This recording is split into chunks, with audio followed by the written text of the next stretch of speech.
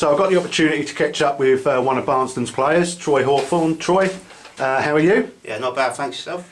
Yeah, not too bad, thank you. Troy, tell me a little bit about yourself, who you played for in the past. Well, sort of started off at a young age down at Broomfield, which is down the road from here. Eventually then moving on to a couple of mid-Essex teams with Ravens, and then went over to Chelmsford City Colts. I've played a couple of decent standards with Whittam Town with the reserves. After that, then moving on to Cockleshall before coming over to here at the start of the end of the summer, just gone. Okay, so you've not been with the club too long. How are you settling in? Yeah, not bad. I was actually invited over to the club by one of our players, Redmond. So yeah, he sort of welcomed me with open arms, and since sort of the first training session back then, it was sort of very welcoming from the club and everyone that's been down there, sort of thing. Okay, and on the pitch, what's your position? Any sort of attacking role. I quite often like to pull out wide, mainly down the left. Yeah, so anything attacking, sort of striker's role. And you scored many goals? No, I haven't really scored many goals this season. I more enjoy sort of letting other people score. I'm more involved in the build-up play, if anything.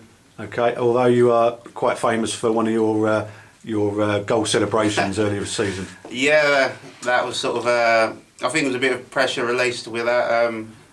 It was more a case of I hadn't scored yet in the season. It was sort of a bit of a go out the blue. I didn't know how to celebrate, to be fair, so I did the only thing sort of imaginable and sort of thank the manager.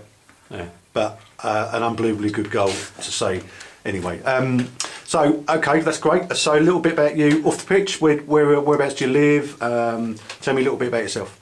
Yeah, well, I was living in Boreham, just on the outskirts of Chelmsford, so not too far from here. Away from the pitch, I'm not really much of a party goer. I'm more of a recluse. I sort of Excuse me? I like sitting in, just playing computer games. Just reading a book, yeah? Yeah, that sort of stuff, sitting in, watching films. Don't really watch TV, if I'm honest, but yeah, I'm more of the quiet one, away from the pitch.